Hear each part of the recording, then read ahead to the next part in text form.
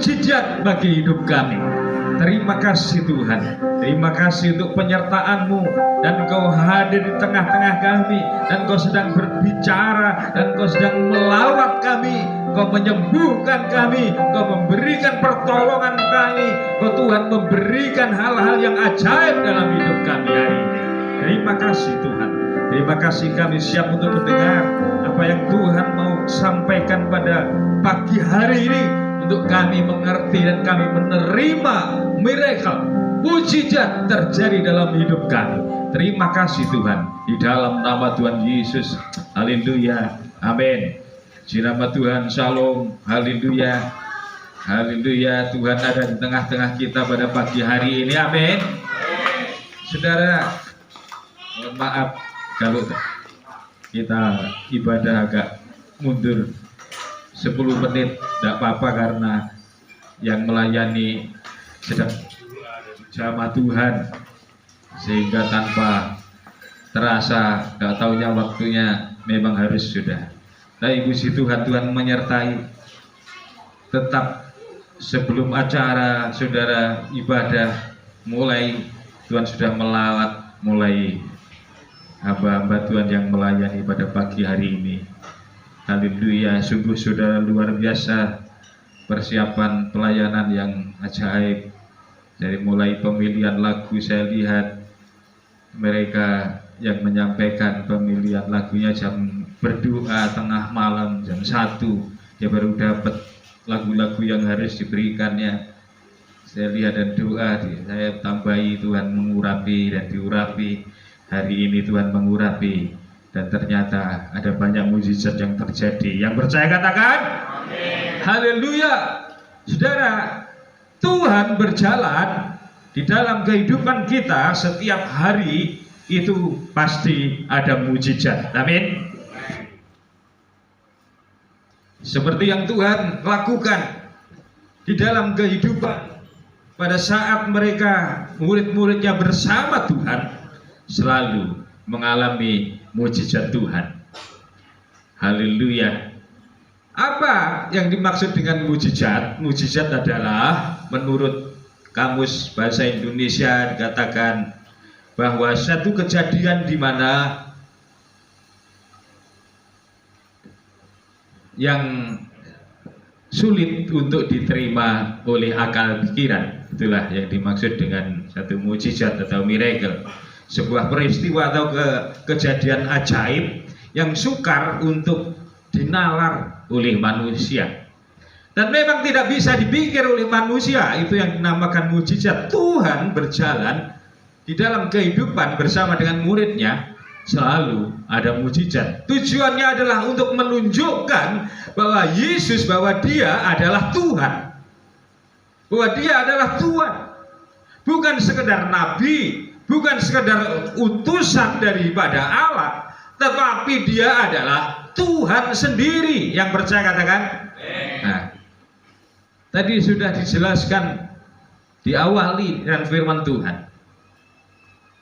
Tuhan menyembuhkan orang yang buta, orang yang tidak bisa melihat, tetapi karena Tuhan menuntun dan Tuhan memberikan kesembuhan. Mungkin hari ini kita tidak tahu apa yang saudara lihat di depanmu.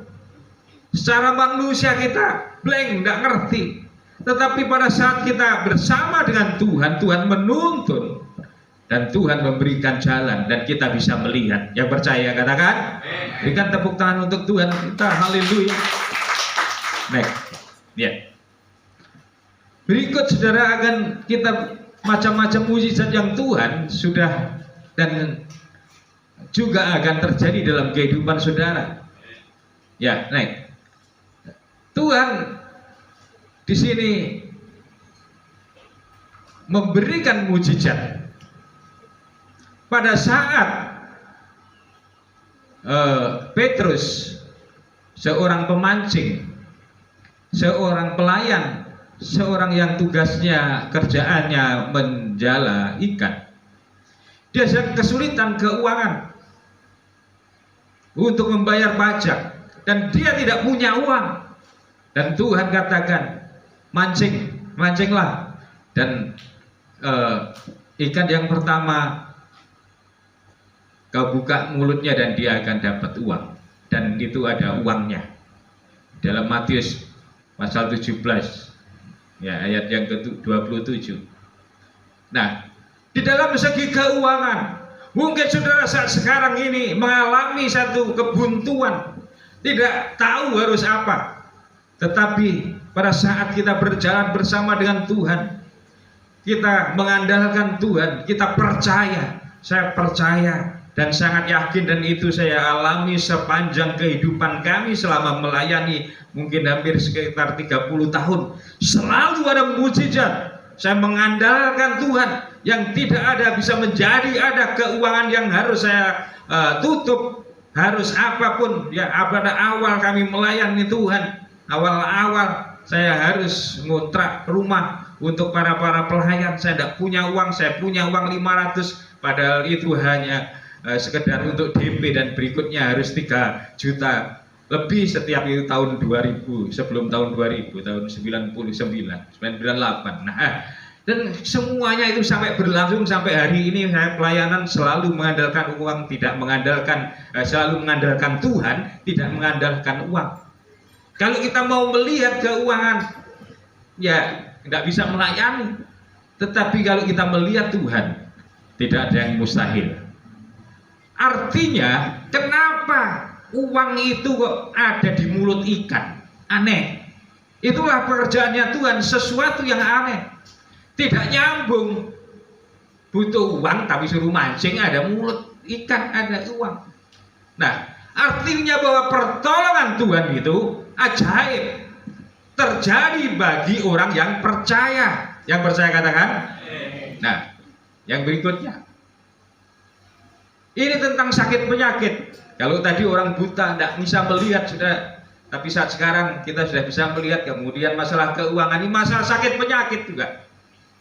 Nah, wanita ini sakit pendarahan sudah berpuluh tahun, sudah 7 tahun atau berapa lah. Nah, yang jelas sudah lama.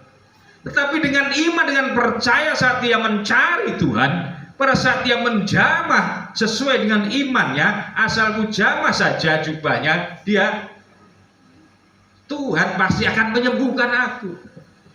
Saudara, mencari Tuhan, carilah, jamah. Saat saudara mengalami satu sakit penyakit, saat mengalami masalah apapun, saudara, jamah Tuhan, cari Tuhan, pegang, dan saudara akan menerima mujizat. Amin. Yang berikutnya, nah, saudara, malam-malam pada saat murid-murid lagi di perahu, ya, sedang perahunya mau tenggelam karena kena angin, sakal, angin yang dahsyat mau menenggelamkan. Murid-muridnya dikasih Tuhan, Tuhan Yesus datang.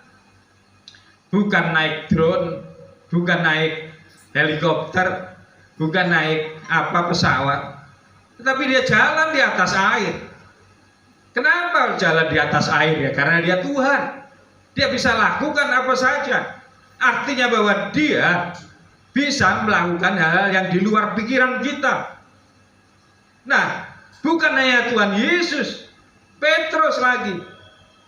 Tuhan, kalau engkau Tuhan, suruh aku berjalan. Ya turunlah. Dan Petrus berjalan. Pada saat kena angin, goyah, dia mulai tenggelam. Tuhan, tolong saya. Nah, pertama-pertamanya percaya. Tetapi di tengah-tengah ada persoalan angin, dia mulai goyah. Akhirnya dia tenggelam. Dan puji Tuhan, Tuhan tetap tolong. Demikian juga kita, kadang kita sudah percaya, diawali dengan satu iman percaya, tapi kemudian ada angin, ada masalah, ada suara-suara yang negatif menggoyahkan iman, sehingga goyahlah suara-suara yang merusak, meracuni pikiran, akhirnya goyah imannya. Nah, ini yang bisa menenggelamkan.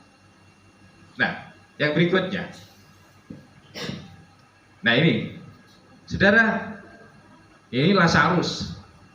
Lazarus ini adalah saudaranya daripada Marta, saudaranya daripada Maria. Marta dan Maria ini adalah, kita lihat saja, yang dikasihi Tuhan, disayang Tuhan. Termasuk Lazarus itu juga disayang Tuhan. Ya, Yohanes pasal yang ke-11, mulai ayat yang pertama. Ya, Yohanes pasal yang ke-11, mulai ayat yang pertama. Ya, saya bacakan poin-poinnya saja. Ya, mulai ayat yang pertama. Ada seorang yang sedang sakit, namanya Lazarus. Ia tinggal di Betania, kampung Maria dan adiknya Marta. Maria ialah perempuan yang pernah meminyaki kaki Tuhan dengan minyak mur dan menyeganya dengan rambutnya. Dan Lazarus yang sakit itu adalah saudaranya. Kedua perempuan itu mengirim kabar kepada Yesus, Tuhan, dia yang kau kasihi sakit. Ya, katakan lagi, Tuhan, dia yang kau kasihi sakit. Lazarus ini dikasihi orang, dikasihi Tuhan. Marta dan Maria itu mengasihi Tuhan, meminyaki Tuhan dengan minyak yang mahal. Adalah orang yang suka berkorban untuk Tuhan. Tapi kenyataannya bisa sakit, saudara ya. Bahkan bukan hanya sakit, dia mati, saudara. Nah, jadi sakit itu, kalau orang yang mengasihi Tuhan, dekat Tuhan itu tidak bisa sakit ya. Tapi Lazarus ini bisa sakit, saudara ya. Nah, ya memang bisa. Ya. Kenapa? Karena Tuhan mengasihi, Tuhan mau menunjukkan mujizatnya. Pengen Tuhan mau dimuliakan.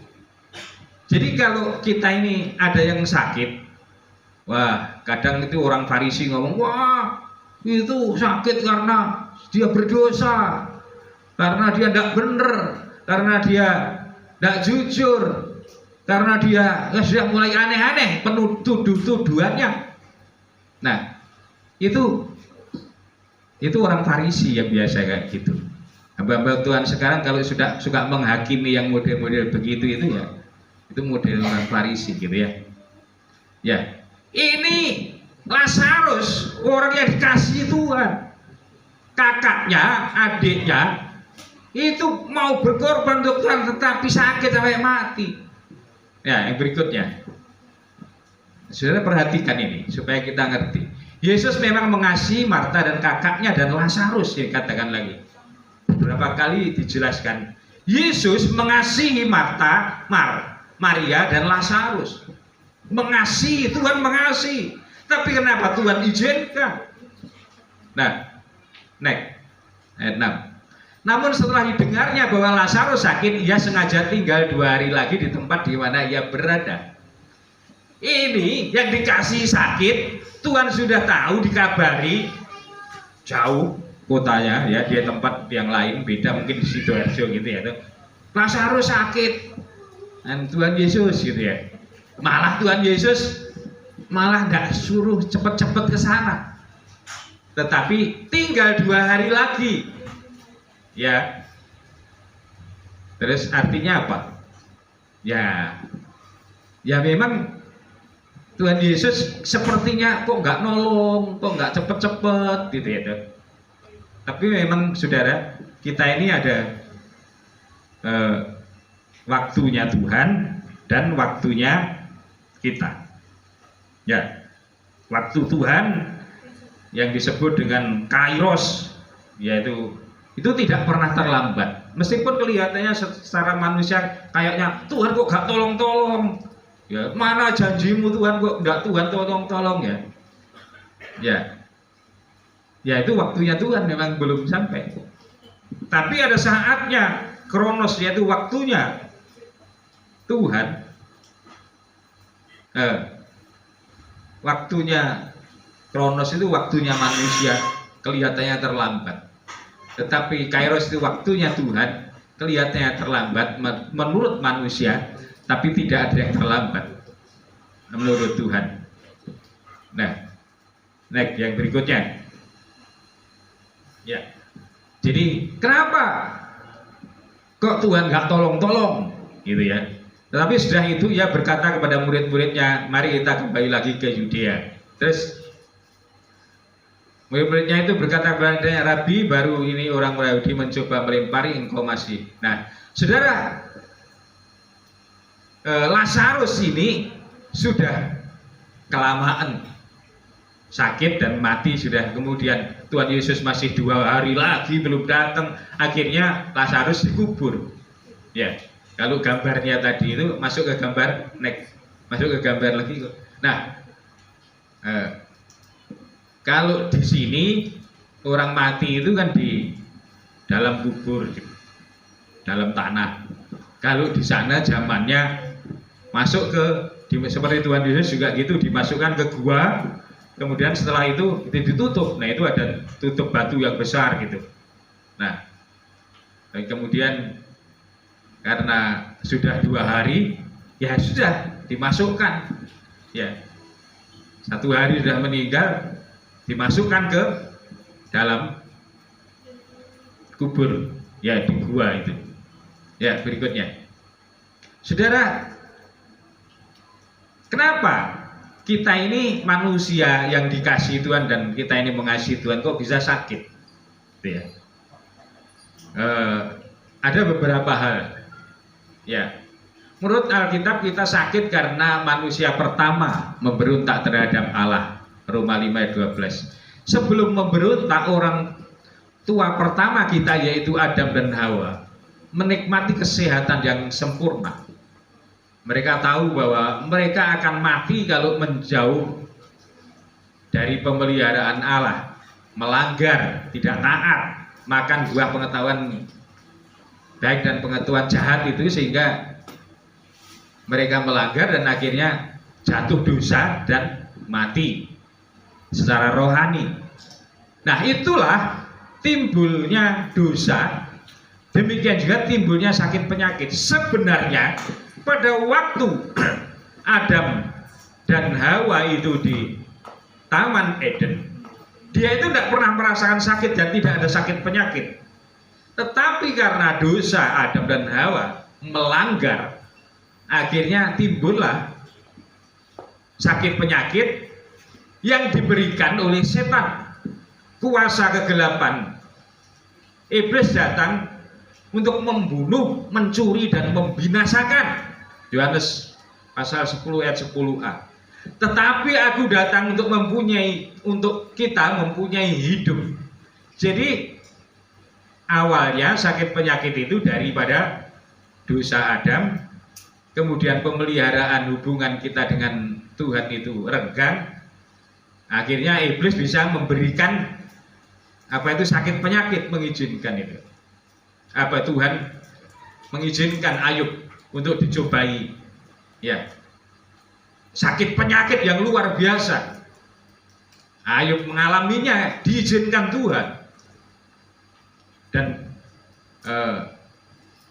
Ayub berhasil setelah mindset pikirannya diubah bahwa Tuhan itu tidak memberikan sakit penyakit, yang memberikan sakit penyakit itu setan, iblis.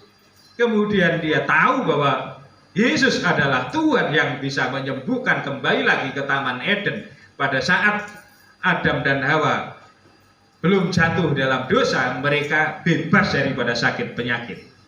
Demikian juga kita sekarang ini adalah merupakan satu proses di mana memang kita tubuh jasmani ini, kita masih di dalam kehidupan jasmani, ya, mewarisi dosa Adam dan Hawa sehingga kita bisa sakit. Yang kedua, karena iblis itu berusaha untuk menghancurkan. Pertama, menghancurkan pikiran, diganggu pikirannya, diganggu, wah sedikit ada omongan yang tidak benar tentang pendetanya, tentang hamba Tuhan ini, tentang apa, sehingga pikirannya terganggu, sehingga timbul lah. Itu tujuannya iblis memang begitu. Pikirannya yang kacau, membenci ini, membenci itu, difitnah ini, di ngomongin dan lain sebagainya, mungkin gitu ya. Wes gak gereja-gerejaan, nah itu tujuannya iblis. Wah, berhasil katakan, berhasil aku gitu. Nah, kenapa? Sudah mulai menggoyahkan pikirannya untuk menjauhkan dia hubungan daripada Tuhan. Wes gak melayani dan lain sebagainya. Nah, berhasil ngakak-ngakak ini iblisnya gitu. Nah, saudara, itu maunya Tuhan, kita tetap kokoh di dalam Tuhan. Nah, itu yang pertama tadi karena jatuh dosa, yang kedua karena iblis, yang ketiga sekarang sakit penyakit itu kenapa? Janganlah ada di antara para peminum berat anggur, di antara para pemakan daging yang gelojo. Apa itu? Gelojo itu rakus, ya. Kalau peminum itu kan memang anggur itu kan sebenarnya kalau minum tidak banyak kan untuk seger, kita sehat. Tapi kalau kebanyakan ya akhirnya mabuk. Bukan hanya anggur, segala hal itu kalau kebanyakan ya bisa merusak tubuh. Makan daging kebanyakan juga merusak ginjal. Makan nasi kebanyakan bisa diabetes, kencing manis. Itu sumber daripada segala sumber penyakit, kencing manis. Nah, minum apa itu gula kebanyakan, ya kebanyakan ya juga sama kencing manis. Segala sesuatu kalau kebanyakan ya bisa sakit. Termasuk sayur pun kalau kebanyakan juga bisa merusak ginjal. Ya, saya ingat ini ginjal. Saya ada tayangan itu, ada seorang bapak motivator, dia di rumah sakit apa itu Homolegia apa gitu. Jadi itu rumah sakit yang khusus menyediakan tempat untuk cuci darah. Ya, ternyata yang cuci darah itu bukan hanya orang tua, anak kecilnya banyak yang cuci darah. Diwawancara ini, loh, kenapa kamu kok di sini, Dik? Ini kelas 2 SD itu. Kelas 2 apa kelas 3 itu? Saya mau cuci darah, Loh, kenapa kok kamu cuci darah gitu? Kemudian mulai cerita. Iya, saya sering bikin jajan, katanya minum SS yang saset yang di sekolah, ya di luar sekolah minum saset itu banyakan. Saya tiap hari minum itu, gitu. Terus kemudian tanya sama ibunya, gimana Bu? Ceritanya kok bisa anaknya bisa cuci darah 1 minggu 2 kali, saudara. Ini anak masih kecil. Kenapa? Ya, setelah ditanyai ibunya, ya memang sering dibikinkan minuman-minuman yang saset-sasetan itu. Ya, jadi ginjalnya rusak, saudara. Nah, itu tidak hanya satu orang, itu ada beberapa berjejer, kasusnya sama. Jadi kenapa? Ya karena kebanyakan. Ya. Sekarang ini ya banyak, kalau segala sesuatu banyakan ya emang gitu. Bukan hanya ini gelojo itu apa ya? Wis gak mau tarawih, wis gak apa-apa lah. Ya, gak apa-apa ini kebanyakan makan jeroan, wah gak apa-apa, Tuhan Yesus saya tolong gitu ya. Ya memang Tuhan Yesus yang tolong, tetapi kalau kita ini gelojo, ini karena firman Tuhan Amsal 23 ayat 20, gelojo itu apa? Ragus, nggak bisa menahan.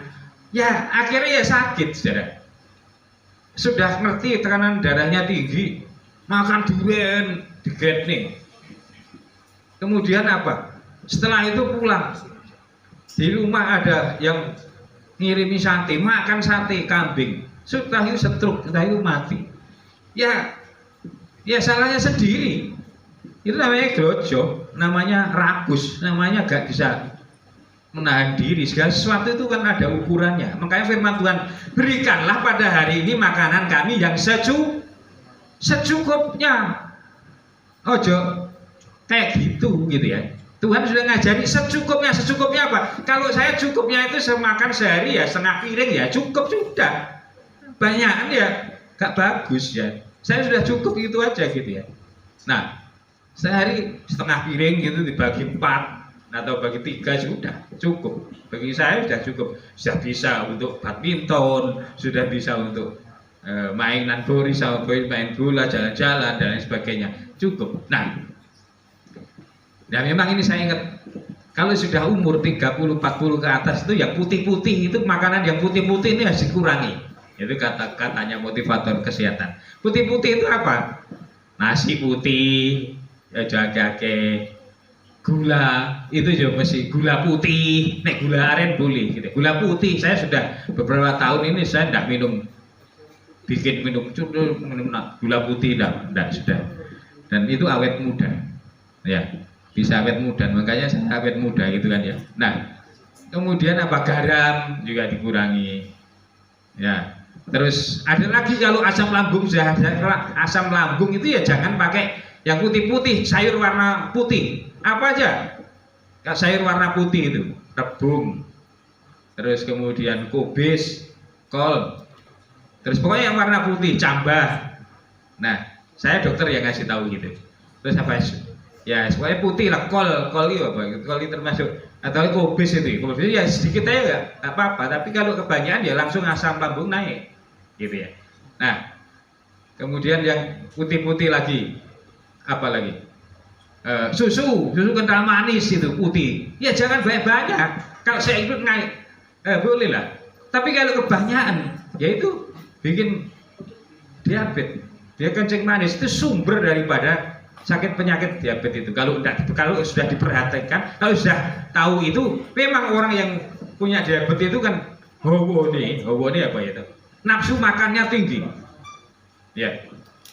Kemudian makan rasanya pengen makan dan rasanya pengen minum yang manis-manis saja. Wah gak enak, gitu ya. Kalau nggak manis berbagai itu, ya memang.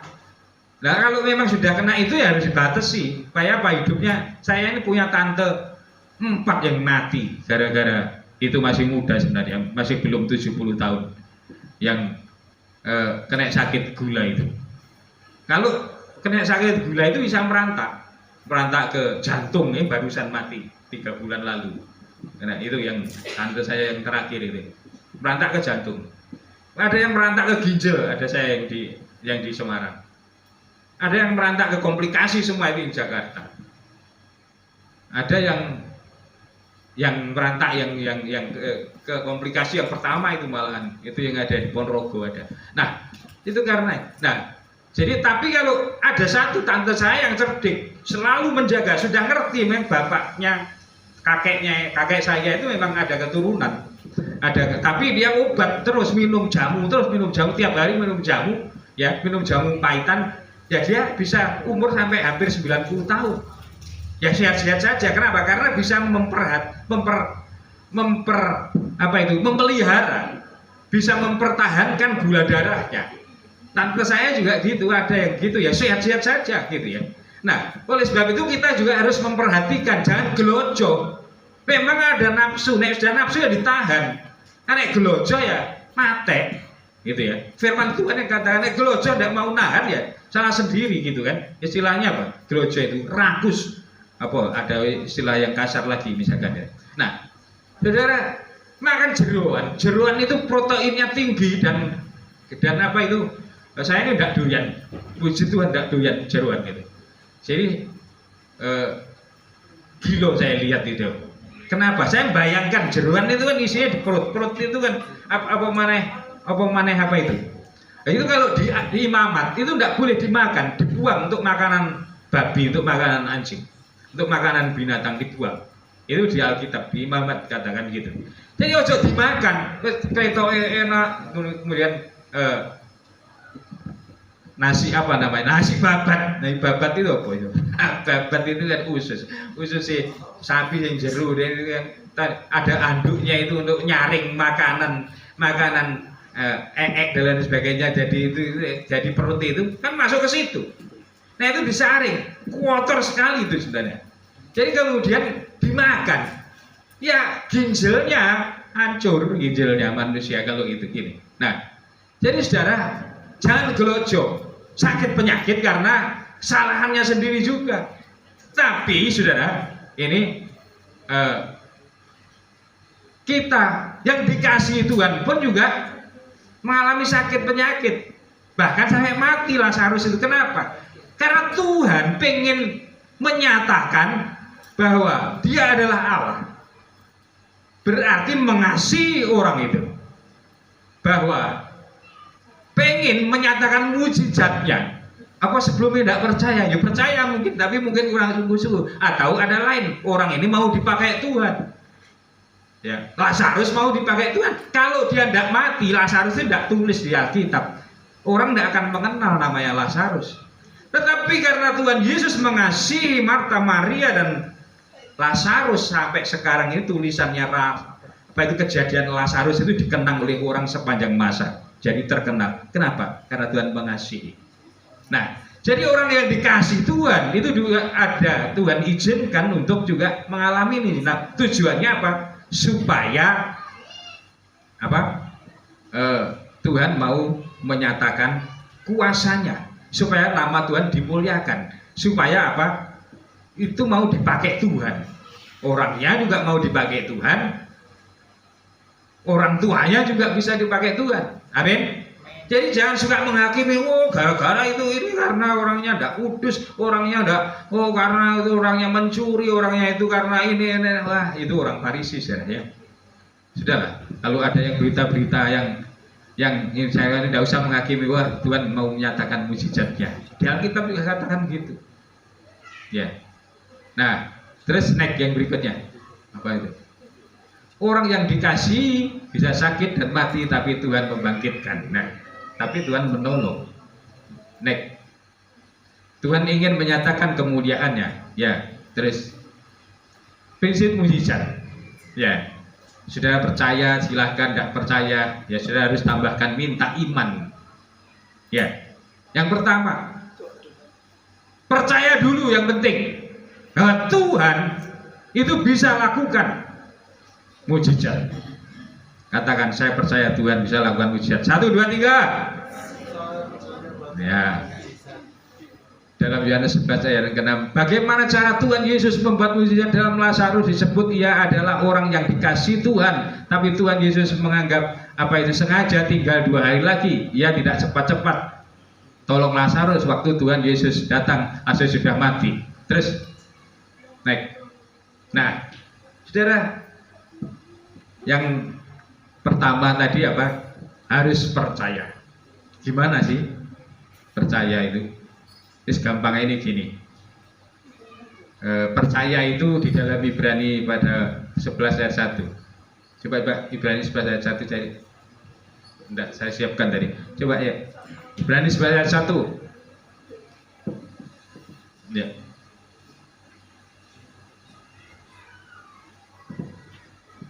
Iman adalah dasar dari segala sesuatu yang kita harapkan dan bukti dari segala sesuatu yang tidak kita lihat. Kita punya pengharapan, kita punya keinginan, tetapi kita tidak lihat, kita merem, tidak lihat.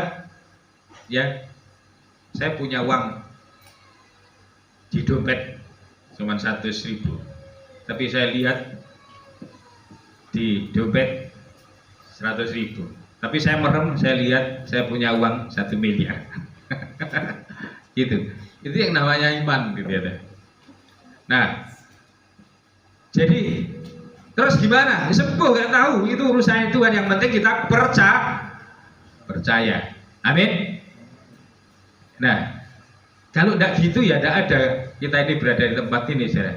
Selama ini saya hidup ya gitu. Ya, pengalaman saya, makanya kalau saya mengalami satu kayak Paulus ya, saya tahu apa itu kekurangan, apa itu kelebihan. Ya saya tahu, saya sudah biasa. Tapi di saat-saatnya itu Tuhan selalu menolong kita. Amin. Nah, kayak misalkan ya saya ulangi lagi, Bu Linda rumahnya bocor, mau ambruk, sebagainya, dimakan rayap. Tapi karena iman dia percaya pada Tuhan, kita bongkar dan Tuhan sediakan uang melalui, tidak pernah dipikir, tidak pernah dilihat, tidak pernah dibayangkan, cuma cerita saja. Cerita itu bukan minta, tapi cerita, ya nggak sengaja cerita, tapi akhirnya, tapi bukan berarti terus kita sering cerita ini ada masalah cerita, bukan. Harus cerita, tapi cerita kepada Tuhan. Amin. Bukan cerita kepada. Tapi kalau cerita sama saudaranya, tanya-tanya, apa kabari? Baik. Saya juga gitu. Kapan dari beberapa bulan yang lalu. Saya ini lagi, waduh, aku gak duit ini ya. Entah ini ya.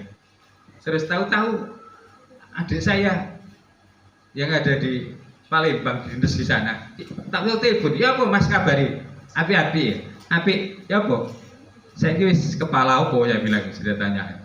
Nah, baik-baik, baik-baik, cuma aku gak duit, aku saya bilang gitu. Ya cuma gitu dok. Aku gak duit plus ini. Nah, nggak tahu ya wis Mas tak kirim, nggak tahu cerita. Nah, jadi ya ini adik tidak pernah saya tidak menyuruh telepon apa mau dia WA gitu ya. Jadi saudara, nah itulah yang namanya mujizat, gitu ya. Jadi yang ya kita nggak, ini namanya iman ya segitulah. Jadi kita mesti percaya meskipun kita ini tidak ada dasar untuk percaya, ya kita mesti percaya dan kita harus melangkah melakukan apa yang harus kita lakukan. Ya tetap melakukan apa, melangkah. Ya misalkan dulu dari ikan mungsing, ya tuh. Jadi ikan mungsing mau pindah kemana? Ya karena itu tidak boleh diperpanjang, ya nggak tahu, pokoknya melangkah Tuhan sediakan. Dan tahu ya Tuhan sudah sediakan. Kalau sewa 1 bulan 30 juta, ya, jadi itu kan namanya mujizat. Bahkan orangnya yang punya, yang saya sebelum itu Tuhan sudah ngomong sama dia.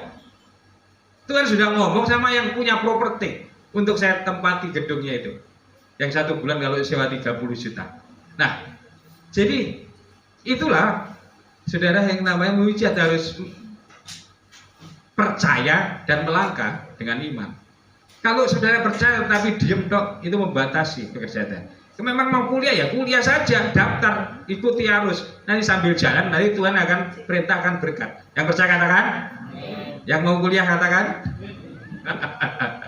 Jauh wedi ya nggak terjadi apa yang jadi keinginanmu gitu ya.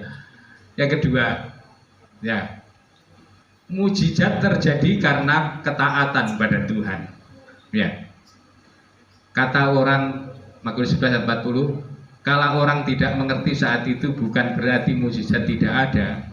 Kalau Tuhan menyuruh sesuatu, percaya dan lakukan saja meskipun tidak masuk akal. Ya. Nanti akhirnya baru kita tahu dan mengerti. Dari awal ada mujizat Abraham misalkan. Taat. Abraham suruh mengorbankan Ishak. Ishak kurban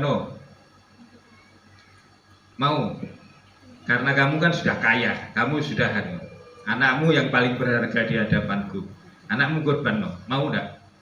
Mau Tuhan terserah, ya wis kurban ya kurban.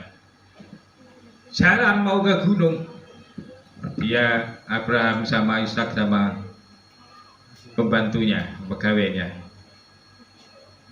Nanti Abraham ngomong sama pegawainya.